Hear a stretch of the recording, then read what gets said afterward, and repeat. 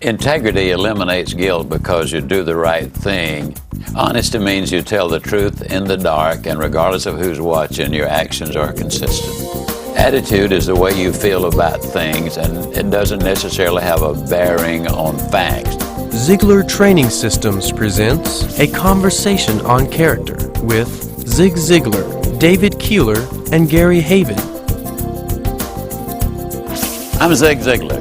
I've built my career on a concept that you can have everything in life you want if you will just help enough other people get what they want. With me are two gentlemen, friends of mine, business associates, who share this basic belief with me, and we will share that with you. Tell us about goals. You start by writing everything down that you want to be, do, or have, and then you start looking at the things that really are not that important. And you tone it down, you bring it to a much shorter list than initially, and then you map out the game plan. Who will I need to talk to? What do I need to know? Where do I get started? What is my game plan for life? What's my completion date? If you've made a commitment, when you hit the rough spots, not if, when you hit the rough spots, your immediate thought is, how can I solve the problem? When you do get that unwavering commitment that both of you spoke about, how does that make it better, more productive in achieving those goals and reassessing those goals and staying on top of them? Well, let me simply say that the level of your commitment is the critical issue, and it depends also on how badly you want to achieve those. The first 2.5 years I was in sales, I struggled desperately, and I do mean desperately. I remember some very difficult times where they disconnected my telephone, cut off my lights. I had to turn a car back in. I couldn't pay for it. Went to a meeting at the end of 2.5 years, and a man named P.C. Merrill was there. He said, you know, I've watched you for 2.5 years, and I've never seen such a waste. That'll get your attention. And I said, what do you mean, Mr. Merrill?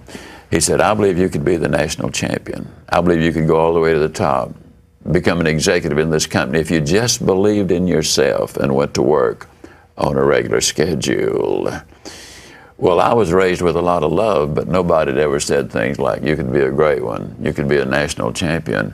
But because of his integrity and because of his success, he had written the training program and set all of the records, I believed him. Didn't quite make it, but I did finish second out of 7,000 salespeople. But people with an upbeat, optimistic, enthusiastic attitude win friends more easily. Nobody wants to be around somebody who's, you know, just really down on everything and critical of everything. And as you know, some people are so narrow-minded they can look through a keyhole with both eyes at the same time.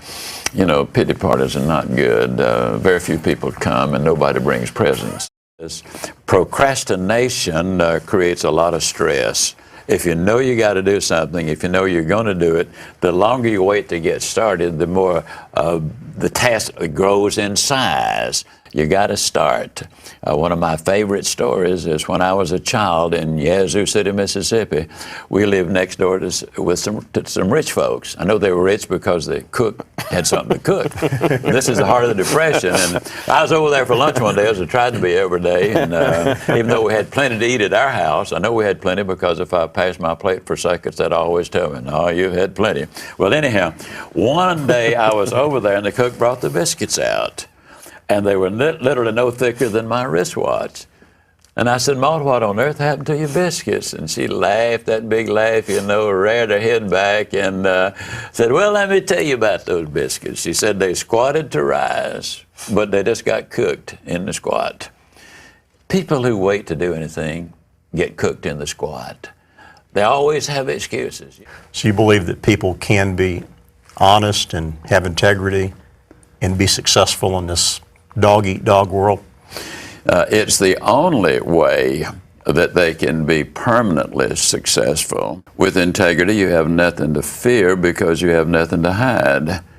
Now, when you think about it just for an instant, when you take fear and guilt off your shoulders, that frees you to be the best you can possibly be. But the big thing, I think, is the life we live. I do everything I can to live the kind of life that when people see me, they will say, you know, there's something about that fellow that I like. I'd like to have some of the same thing. So I read my Bible every day, I read the paper every day, and that way I know what both sides are up to. We've covered several subjects. How you can win by helping other people, by treating them properly, loving them properly, training and teaching them properly, and becoming interested in them as people, not just as workers or part of your organization. It's a concept that will fly anywhere in the world.